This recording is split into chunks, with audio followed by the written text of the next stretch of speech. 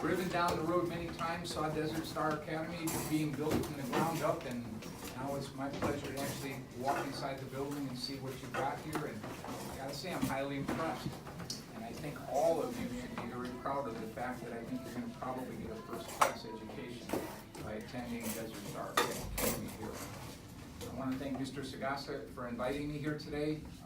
It's truly an honor to come and talk to the young leaders of our community. And he asked me to talk about leadership. You know, and I'm not an educator, so I'm a little uncomfortable, but I love talking to students, and it's my pleasure to be here. Before I came here, as you do your homework before you have to do any kind of a speaking engagement, or you know, you've got an assignment. So you know, I kind of went through the internet and looked around to find out what are the qualities of leaders and things of this sort. And really, that was quite an education for me, because quite honestly, I've never given it a lot of thought before. I guess I'm a leader, but I've never really thought that much about what it actually meant to be a leader. And then reading about some of the things that are going on, it's like, I've been a leader all of my life. You will be leaders all of your life, because, you know, what are we talking about, leaders? You know, we're talking about the politicians, we're talking about the mayor. He's a leader, we understand that. We're talking about our congressmen in Washington, D.C., they're our leaders. But we got leaders everywhere. Your moms and your dads are leaders. Your teachers are your leaders. Your bosses that you will someday hope to become, you will be a leader. You've got coaches. All of you, I'm sure, or most of you probably play in sports of some sort. You've got coaches out there who are your leaders, and they are your role models, and those are the people who you learn from, you learn to respect, and you hope that they instill some good values in you. But that's what I think leadership is all about. It comes in many different forms, and when I look back upon my own life as at what points in time have I been a leader, it's interesting, because I never, like I said, I never gave it that much thought. Going back, I've always had a good work ethic. You know, when I was a young person your age, I came from a middle-class family. I delivered newspapers for many years, probably starting in 5th grade and going all the way through 8th grade. The snows of Chicago, when the snow is this deep, trudging around trying to deliver those newspapers was not an easy thing to do, but it taught me a good work ethic about feeling good about myself and doing the job right. Then I went to work in a grocery store all the way through high school so that I could pay for my college education, because my family couldn't afford to do that. So again, I learned some values there about self-sufficiency and making it on your own. I had 1 year of college that I was able to afford through all of my efforts in the jobs that I had in high school and middle school. And then I couldn't afford to go to school anymore after that, so I had to join the service. So I spent 2 years in the Army. I went to Vietnam. I came back and I continued my education on the GI Bill. So I completed my education, and my very first job was in Madison, Wisconsin, and my degree is in Parks and Recreation. Kind of strange to have a Parks and Recreation degree and be your mayor, but it is what it is, and I'm proud of it.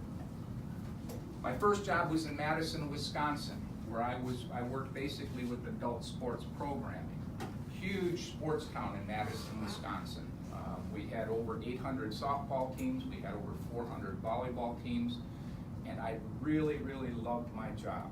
I got to meet a lot of people, I planned a lot of events, I went out and I taught umpires and officials, and I went out to the schools every night and evaluated them.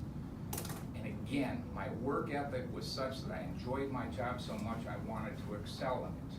That is one of the true qualities of a good leader, doing your job well and excelling in it. After that, I moved to Arizona. I went back to graduate school at ASU. And then after graduate school, I moved to Mojave County. I got here in 1982, long before all of you were born. I've been here for more than half of my life. 1982, Bullhead City had one traffic light in town. Just one traffic light in town. Highway 95 was a 2-lane road. Just recently we found out that our state transportation department is going to synchronize 24 of the lights through all of Bullhead City, and it was amazing. It's like 24 traffic lights now, and when I got here we had one. So we're watching the growth of our community. And I'm proud that when I got here in 1982, I was hired by Mojave County to be their county parks director. They had just acquired the lease on the Davis Camp property from the Bureau of Reclamation. You may know that the Davis Camp property used to be the housing development for the workers at Davis Dam. At one time there were over 100 homes in the Davis Camp property. And on the other side of the river was the contractors camp, and that housed several hundred single private workers, not the government workers. After the dam was built, the federal government declared that Davis Camp was surplus and they didn't know what to do with it, so they turned it over to the county, and the county basically was going to turn it into a county park. And that was my job. I got hired when we got the lease on that property, and it was my job to turn it into what you see there now. And that was a real challenge because back then we didn't really have any money and we had to do it off of grants. And I was successful in writing many, many grants from the State Lake Improvement Fund and from the Heritage Fund. But we got over $4 million in grants to build what you see there now. And I did that job for I got hired to do the Davis Camp property, but then I was promoted shortly afterwards to be the county parks director, so I oversaw Wallapai Mountain Park also. So talking about leadership, my first real job where I was a true leader was developing Davis Camp from the ground up, and then leading the county parks department in its growth years through the whole 1980s all the way to like 2001. I did that job for 19 years. And it was interesting because we had a lot of challenges back then. Back in 1985, the economy failed. The County Board of Supervisors said we can't afford to fund our county parks department. So they basically said, Brady, you're on your own. You can live off of the revenue that you generate, but we're not going to give you any more. Davis Camp wasn't open at that time, and Davis Camp was hoped to be our money maker. So it was a real challenge to get the doors of Davis Camp open and start generating some income. But we did. With the help of my staff, all working together, we were able to get the park open and running, and we never looked back from there. For the next roughly 15 years, while I was still there, we operated our county park system with no general fund support from the county, no taxpayers' dollars went into it. It was whatever revenues that we could generate. So I was really in kind of a unique position because government always relies on taxpayer support. We were operating like a business. Whatever we made, we kept. Whatever at the end of the year was left over, we kept. The County Board of Supervisors every year at budget time would say, Brady, you need any money? And I said, nope, we're good. Just keep away from us. Let us keep doing what we're doing, and that's what we did. So I feel very fortunate in the fact that, I led the County Parks Department through its formative years, when we basically didn't have much to start with, and now I think they're doing very well. And if any of you have gone down to Davis Camp on a holiday weekend, I think I've created a monstrosity. There's just thousands of people down there, and they're all on the river. Anyway, that I think was my really first shot at leadership, because I had to assemble a team, and we had to do the job that was given to us. And I'm proud to say that I did it. I think I did it well. After that, I retired, and then I ran for County Justice of the Peace. So I was a judge here in town, and I basically was a lower court judge, and you don't have to be a lawyer to be a Justice of the Peace. It's an elected position. So I did that for 10 years. and that was a really challenging job. Not a lot of leadership qualities were needed there because most of everything that I did was in the courtroom in front of people, and I didn't need to lead, I needed to have them fear me. It's like, okay, you committed a crime, you come and see the judge. I don't have to exhibit leadership qualities to you, only to my staff. You know, it was just more a matter of perception. How am I supposed to, what is the personification of a judge in front of the people who have committed crimes and now appear before you? So that was a little different. Anyway, that's all really not all that important. So now what? Then I retired. Well, let's also go back. Over all of these years, I've been a member of the Kiwanis Club. Kiwanis Club, as most of you know, are dedicated to improving the lives of children. And I've been a member of the Kiwanis Club for over 30 years. I've been the president of our Bullhead City Morning Kiwanis Club 3 times. And I'm a strong believer in community service. Have always been a believer in community service. And I believe that's something that's very important for a leader, an effective leader, to give back to the community, because that's what it's all about. You can be a leader, you know, in your own family. You can be a leader, you know, coaching a softball team. You can be a leader being the boss of the company that you run or the division that you're in charge of. But giving back to the community is something that we should all consider doing to be a true leader in helping your community move forward. So that's the experience that I've got, and then it was just a natural progression. When it came time to retire, which I did in 2011, I didn't know what I wanted to do, but I loved the jobs that I had. I loved my community. I loved serving my community, and I thought that I could be effective in serving my community further by being the mayor of a town. So I ran for election, and I was successful in getting elected 4 years ago, and I was just recently re-elected in November of this past year. So I've got 3 3/4 more years to go, and then I don't know where I'm gonna go after that. I think my wife deserves a little more of my time, so I think after this I will probably stay involved in my Kiwanis Club. I'll still be active in the community, but I'm gonna let somebody else take on the mantle of being the mayor. So that's kind of the background of who I am, and let's talk about some of the things regarding leadership, though, that I found real interesting.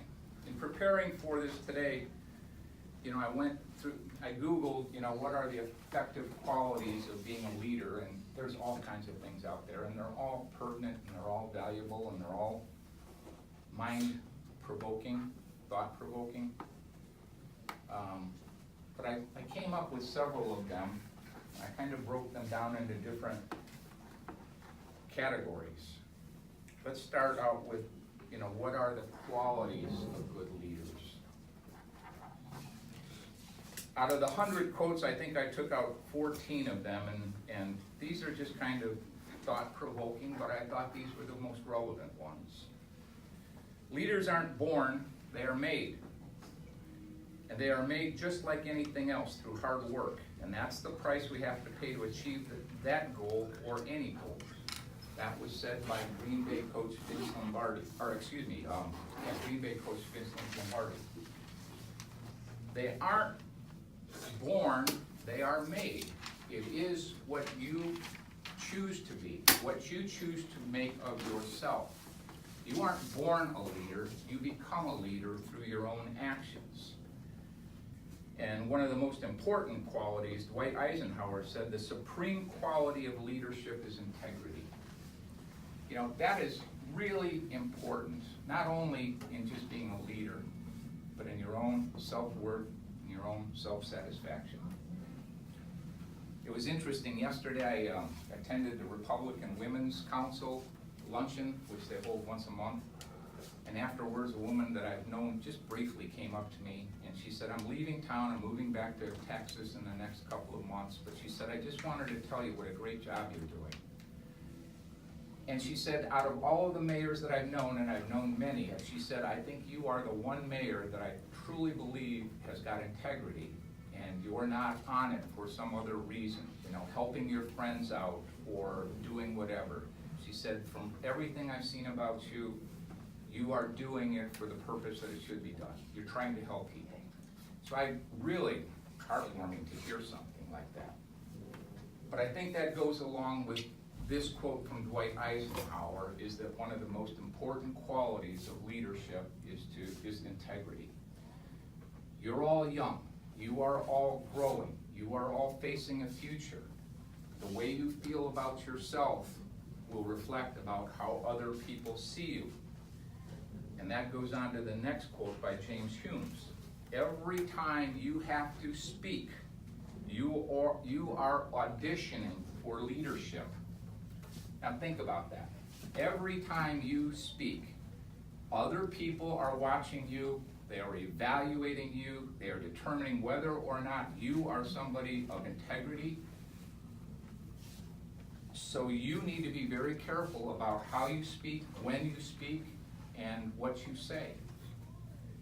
I hate it when I go visit our parks. I hate going down to the basketball court and hear all of the kids playing basketball and F this and F that, and it's like, you guys are just nuts. You are never going to amount to anything in your life if that's exactly what you are doing now at this age. Everything you say that comes out of your mouth is evaluated by somebody else. So be careful about what you say and how you say it. Think about how people will view you. Think about your own integrity, because that's what leadership is all about.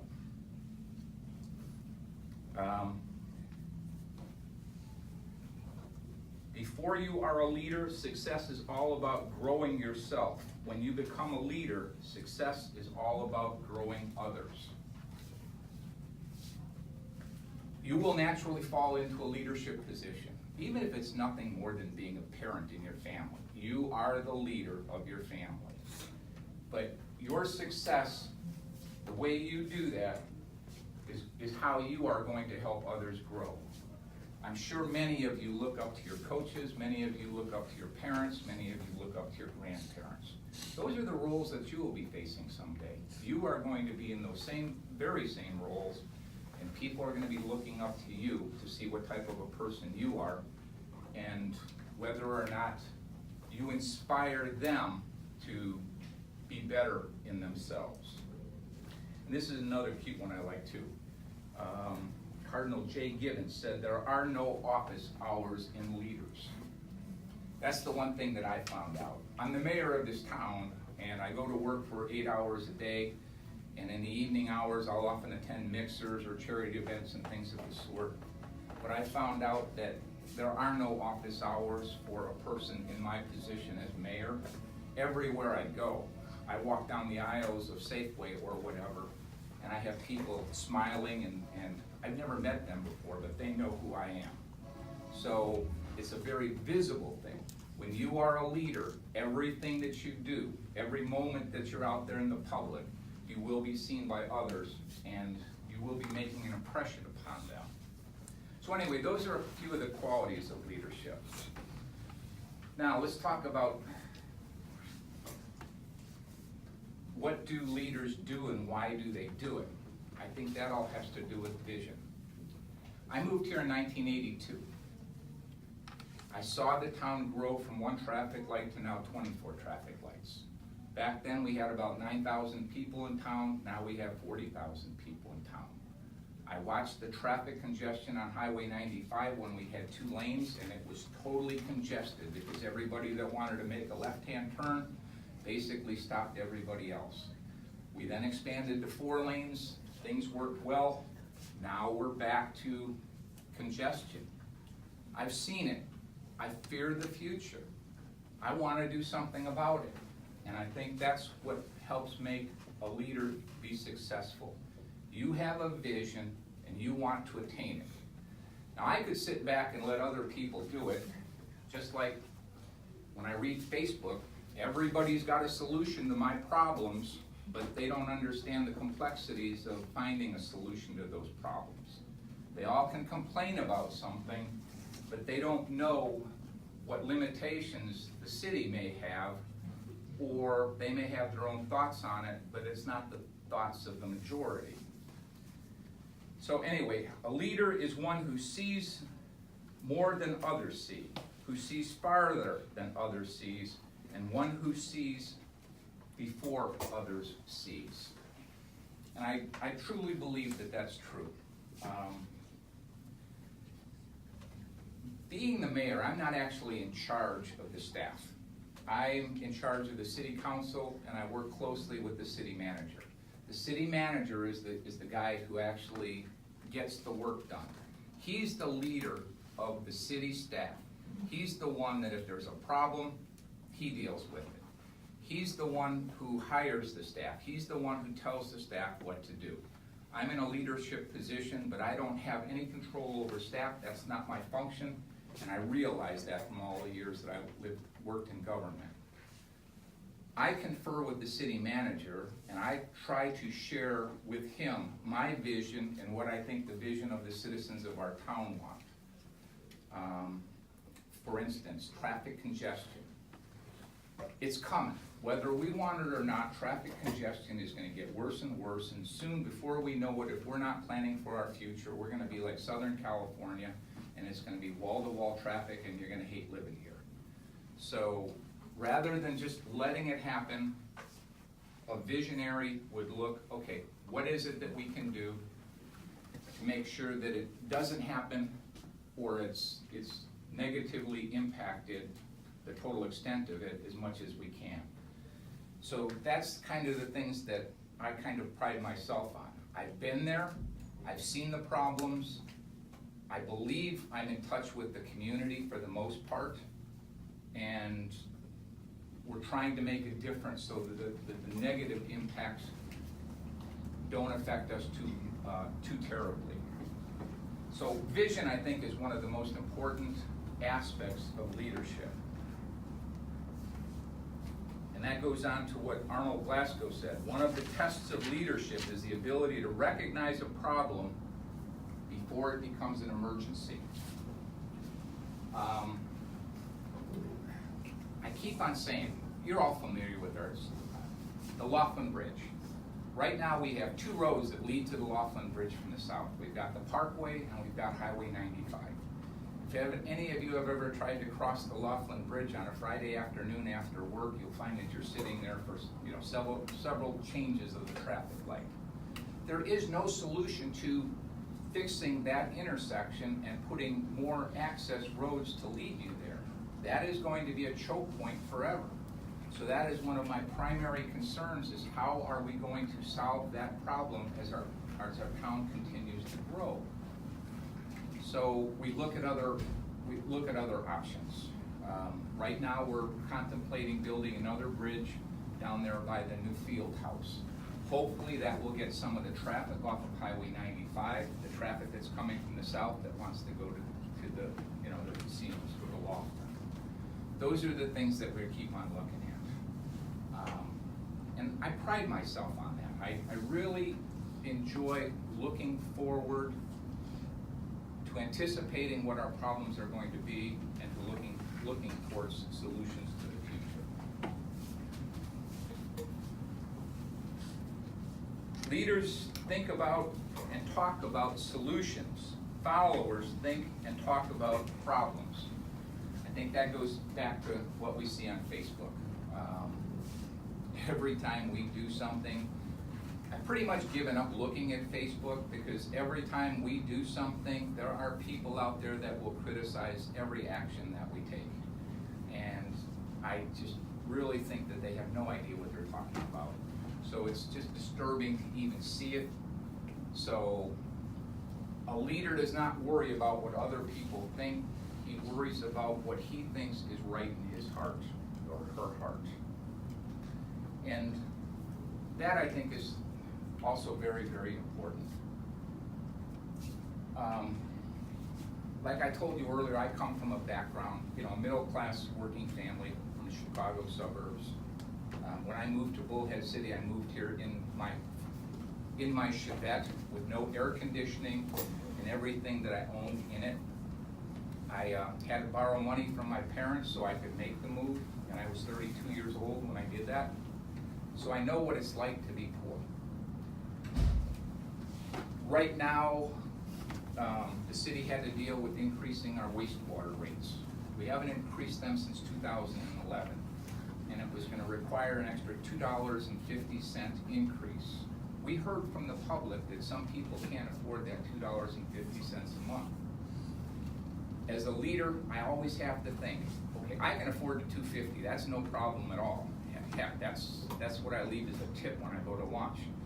But we have people living in this community who are living off of $600 and $700 a month Social Security checks, and they're in their 80s, and they live in a decrepit mobile home, and they cannot afford something like that.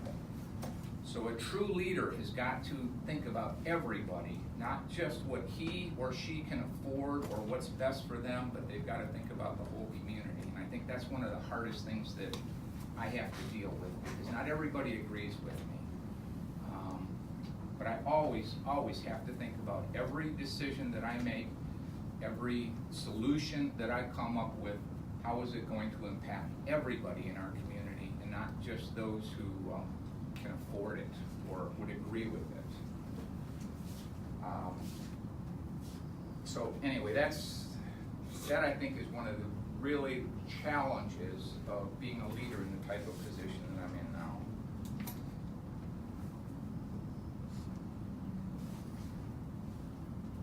I can't give you a 6-word formula for success. This is a quote by Edward Rickenbacker. I can't give you a 6-word formula for success. I can give you a 6-word formula for success. Think things through, then follow through. I think that is so important. I am a mayor who devotes 8 hours a day to sitting in the office. I don't have to do that. That we have had mayors in the past who have had full-time jobs, and they basically attend city council meetings. I'm retired, I'm financially secure, and I like going to the office, and I like researching, and I like meeting people, and I like being there. One of the things that I like doing is thinking everything through and then following through with it. I spend a lot of time researching. I'm on the computer a lot. Right now we're dealing with recycling. I'm sure all of you have been grown to know that recycling is something that we all want to do, but recycling has changed over the course of the last decade or so. No longer is there the commodities market to accept all of our recycling. So now we're faced with the problem of, before you would get paid for aluminum cans and bottles and metal, now you have to pay recyclers to take it. Okay, so now we're faced as a city council with the challenge, do we want to subsidize this recycling effort because the people who collect our trash are losing money by doing recycling, or do we find some other solution? So getting back to what I'm saying, I probably in the last 2 weeks have read 50 articles on the recycling crisis in America. I like doing that, and I think that's exactly what this quote says. Think things through and then follow through. Before I make a decision on what it is we are going to do with this recycling problem that we have in Bullhead City, I need to think it through. And I pride myself on doing all the research that I can and trying to get that information out to my other city council members whenever I can. Because most of them all have full-time jobs, and they don't have the time to devote to the job the same as I do. So being the leader, the mayor of this community, I think my city council looks up to me to come up with some of the solutions and the answers that they don't have the time to research all on their own. And personally, I feel good to be in that position because I have the time and I have the desire to do it. And then there's a difference between management and leadership. Management is doing things right. Leadership is doing the right thing. I think you can all understand that. when you're the boss, you've got a goal. You want to get from point A to point B in whatever the goals are of the organization that you work with. Leadership, though, is doing the right thing. Sometimes when you're in management, you cut corners, you're not always honest, you're not always thinking about everybody, you're not always thinking about what's the ultimate best. My son, he works in a manufacturing plant. He talks about the corporate philosophy. He knows what needs to be done in his division, but the corporate offices above him are telling him how to do it, and he knows that there's a better way to do it, but they won't listen to him. That's management. Leadership is what my son should be exhibiting if he was given the chance. He knows how to do it better because these guys are sitting in an office someplace out there and they're not in the real world. They don't see it. And that's part of what leadership is all about. Recognizing what's needed in your community and then following through and doing it. So I think that's very important also. Do what you feel in your heart is the right thing for you. For whatever you do, you're going to be criticized anyway. And that is so true. I just look at the decisions that we make, and a good example is the Regatta. You all familiar with the Bullhead City Regatta, 30,000 people floating down our river. One of the hardest decisions that I had to make was to vote to cancel the regatta.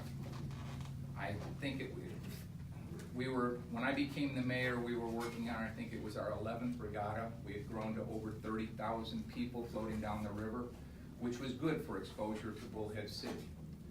But we also had the potential of losing several $100,000 in taxpayers' dollars if we would have been rained out or with threatening weather and we were exposed to much liability, and it was an awful lot of work for our staff for a one-day event.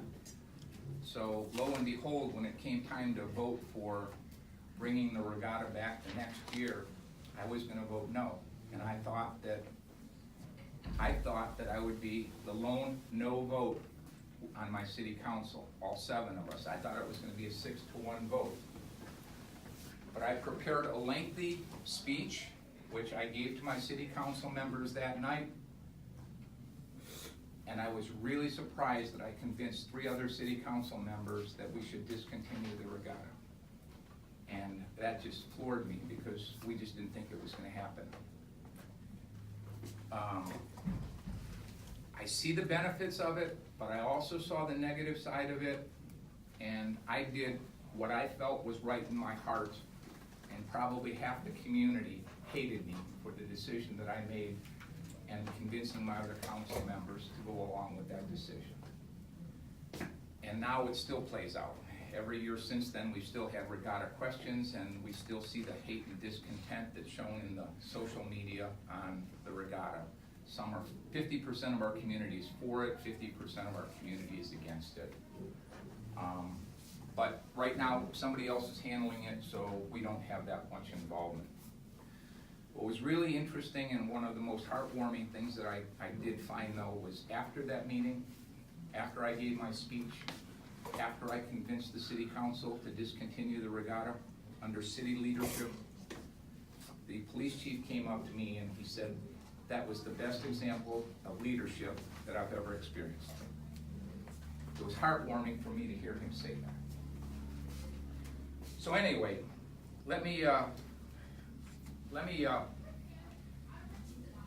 this is one of the quotes that I thought was really interesting, kind of like as a final thought.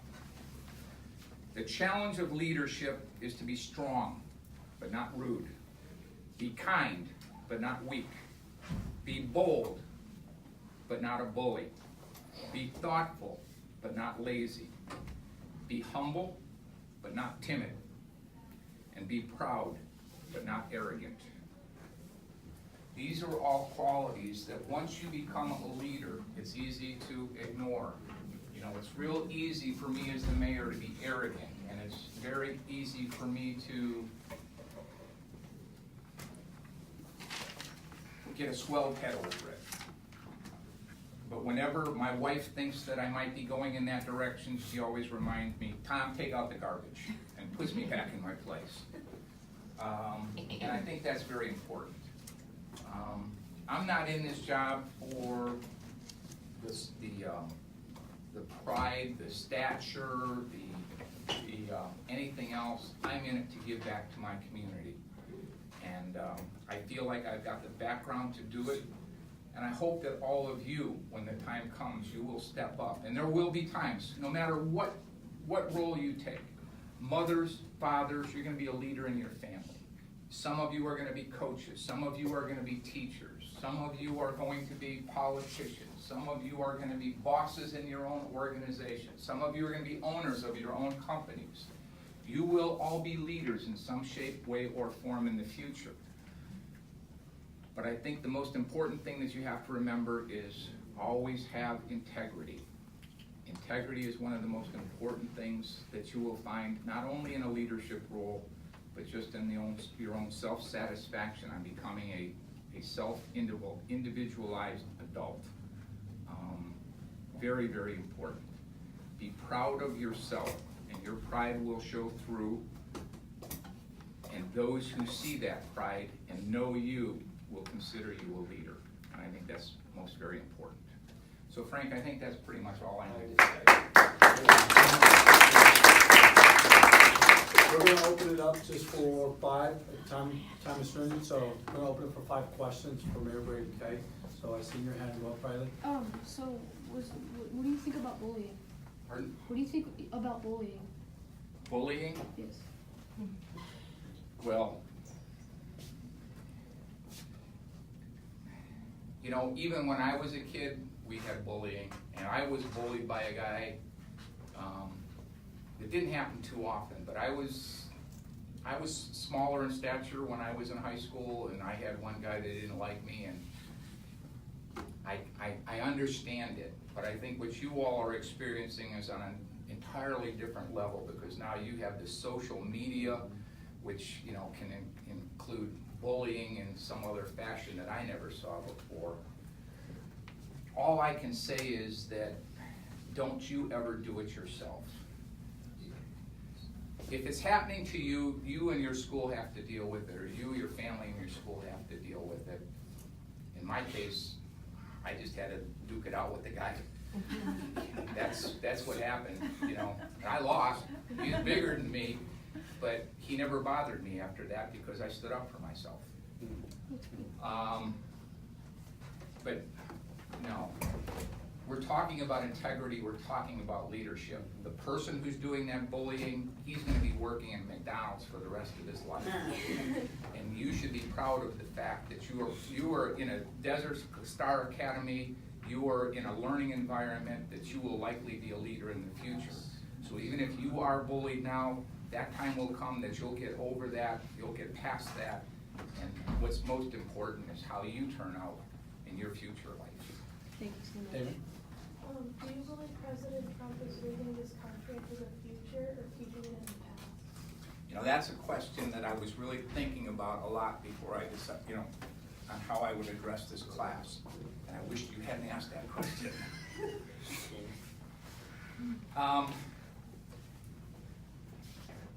Love him or hate him, he is the President of the United States, and he was elected by the will of the people. There are an awful lot of people that love what he's doing, but don't like him. And I think I fall into that category. I hate his tweeting. I hate the way he talks to the public. I hate the way he criticizes people. I wish he were more presidential and more of a leader that we could all admire. But when he opens his mouth, there's nothing presidential that usually comes out of it, and that disturbs me.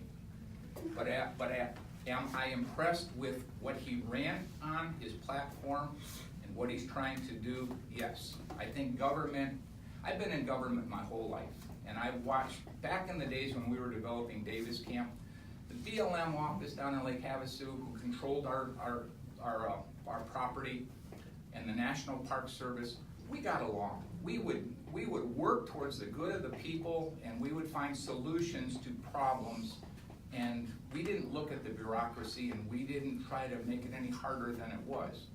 But over the course of the last 30 years, whoever was in government, whoever was president, whichever house or whichever party dominated Congress, the regulations and the bureaucracy has just compounded itself to the point where almost anything that we have to do is total stagnation. So President Trump, when I was in Washington just a couple of weeks ago, meeting with our congressional delegation on the lands bill that we just had passed here in Bullhead City, what I learned from talking to our congressmen up there is that President Trump is trying to reduce the amount of bureaucracy, and he's being very successful in doing it. He controls all of the people, the leaders of the BLM and the Bureau of Reclamation and all of these government agencies, and he has told them, cut down on the bureaucracy. So I admire Donald Trump for accomplishing something that I think is desperately needed. Two more questions? Questions? What's your opinion on the study of speaking, public speaking? What is my opinion on the study of public speaking? Well, let's put it in the context of being a leader. You know, when I went in college, the most scary class I ever had was speech. I hated speech class. I hated getting up in front of a class and having to say anything. But as you go older and as you grow more comfortable with yourself and you know your subject matter more, public speaking will always be scary. You'll always wonder whether or not you said something really stupid. But it's something that leaders just grow naturally into. Let me give you an example, a real world example of something that public speaking I'm troubled with right now. On Tuesday night, we held a city council meeting. I said something wrong at that city council meeting.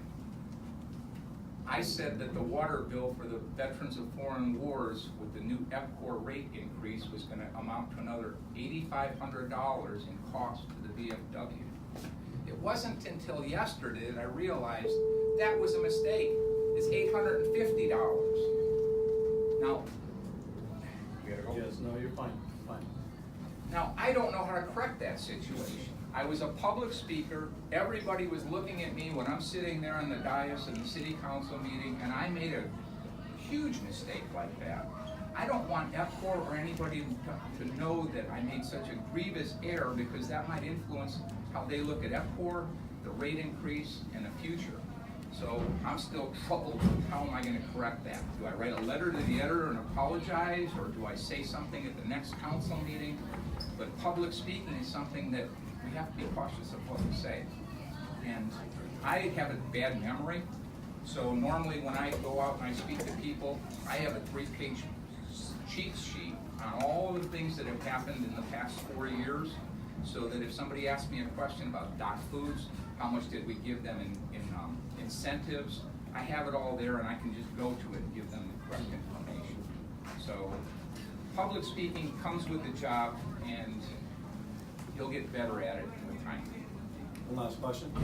One last question? Do you like your name, Tom Brady? I gotta say, it's good for votes when you're running for election. There were 7,000 people that voted for me the first time that I ran for election, and I won by 283 votes. Now, how many of those people probably didn't know the difference between me and Rodney Head and just looked at the ballot and said, man, Tom Brady, Rodney Head, he's a good football player. I like him. I, to this day, think that name got me elected. It's inspirational. Although I was the better candidate. Well, again, thank you, Mayor Brady, for coming by. I appreciate it so much.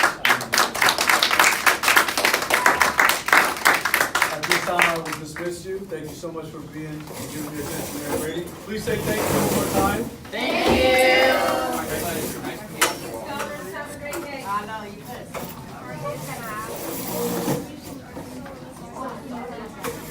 Good job. Good job.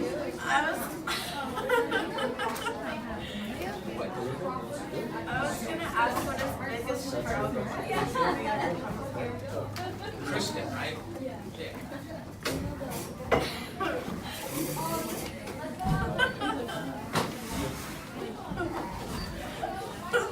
you guys. Too funny.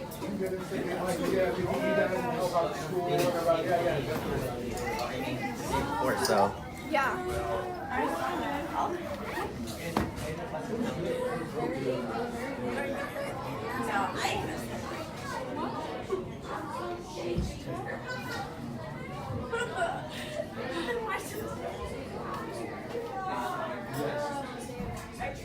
So much. Thanks for that question. All right, Yeah. I'm gonna get to work. I thank you again, I appreciate it, man. Take care, Cal, see you soon. Thank you, sir. Thank Nice you. to see you again. Thank you. Appreciate it. Pleasure as always, Rick. Good to see you again.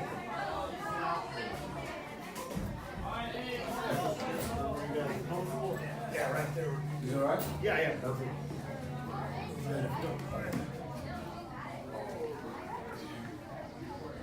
Actually, you know what? Can I switch you guys? That sun is still over there right behind you. I'm a perfectionist. Hey, that's cool. That's nothing wrong with that. Yeah.